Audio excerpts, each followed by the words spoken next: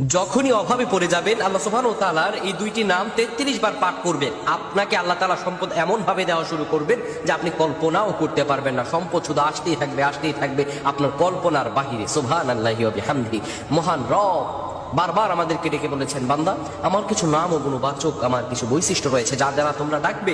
আপনি যদি এই দুইটি নাম 33 বার পাঠ করতে পারেন, এমন ভাবে সম্পদ আপনার আসা শুরু হবে যে এগুলো গণনা করেও আপনি শেষ করতে পারবেন না। সুবহানাল্লাহ। গায়বী খাজানা থেকে আপনাকে রিজিক দিয়ে ভরপুর করে দিবেন। যারা দীর্ঘদিন ধরে ঋণগ্রস্ত আছেন, বিভিন্ন অভাবগ্রস্ত আছেন, খারাপ অবস্থায় আছেন, আপনারা এই আমলটা করেন, আল্লাহ তাআলা আপনার সব দোয়া কবুল করে নেবেন। প্রিয় বন্ধুগণ আমার, রব্বুল আলামিন সূরাতুল আল-আরাফে বলেন, ওয়ালিল্লাহিল আসমাউল হুসনা ফাদউহু বিহা ওয়াদারুল্লাযীনা ইউলহিদু ফি আসমাইহি সাইয়ুজজাউনা মা কানু ইয়ামালুন। আল্লাহ রাব্বুল আলামিন বলেন, দুনিয়ার মানুষেরা শুনো, তোমার রব্বের এমন সুন্দর সুন্দর নাম রয়েছে, ফাদউহু বিহা, তোমরা সেই নাম ধরেই তোমার রবকে ডাকো। ওয়াদারুল্লাযীনা ইউলহিদু ফি আসমাইহি, তাদেরকে বর্জন করো যারা তোমার রবের নামকে বিকৃত করে থাকে, তাদেরকে তোমরা বর্জন করে দাও যারা বিকৃত করে আল্লাহ রাব্বুল আলামিন তাদের সম্পর্কে ভালোই খবর রাখেন। প্রিয় ভাইরা আমার, আপনি যখন বিপদে পড়ে যাবেন, অভাবগ্রস্ত হয়ে যাবেন, আপনি যদি এই দুইটি দোয়া 33 বার করে পাঠ করতে পারেন, আল্লাহ রাব্বুল আলামিন আপনার নসিব খুলে দিবেন। এত সম্পদ আপনার আসবে আপনি কল্পনা করতে পারবেন না। দুইটি দোয়া কি?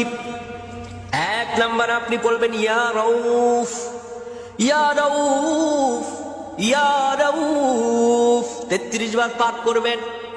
33 বার পাঠ করার পরে এরপরে আপনি পড়বেন, ইয়া রাজ্জাক, ইয়া রাজ্জাক, ইয়া রাজ্জাক। এটাও 33 বার পাঠ করবেন। দুটি দোয়া আপনি 33 বার পাঠ করবেন। এক নম্বরে ইয়া রাউফ, দুই ইয়া রাজ্জাক, ইয়া রাউফ, ইয়া রাজ্জাক। এই দুইটি দোয়া যদি 33 বার আপনি পাঠ করতে পারেন, আল্লাহর উপর ইস্তেকামাত করে, রব্বুল আলামিন আপনাকে এমন পরিমাণে সম্পদ দিবেন, আল্লাহ নিয়ামত পেয়ে মস্তকটা নত হয়ে যাবে। সুবহানাল্লাহ। আল্লাহ নিয়ামত পেয়ে আপনার দিলটা খুশি হয়ে যাবে। আল্লাহ এই জন্য বলছেন, বান্দা হতাশ হবে না। ওয়ালা সাউফা ইউতিকা রাব্বুকা ফাতারদা, আর রব তোমাকে শীঘ্রই এত নিয়ামত দিবেন, ফাতারদা, তুমি খুশি হয়ে যাবে, মস্তক নত হয়ে যাবে আপনার। এই জন্য ধৈর্য, আল্লাহ রব্বুল আলামিনের কাছে চাইতে হলে আপনার ধৈর্য ধারণ করে চাওয়া লাগবে। রব্বুল আলামিন আপনাকে সেইভাবে রহম দিয়ে ভরপুর করে দিবেন। আল্লাহ তাআলার কাছে আপনার সেইভাবে চাইতে হবে।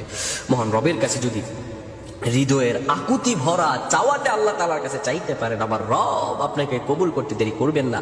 আপনার রিজিক খুলে যাবে, আপনার বরকতে আপনি ভরপুর হয়ে উঠবেন, আপনার অন্তরটা প্রসারিত হয়ে যাবে ইনশাআল্লাহ।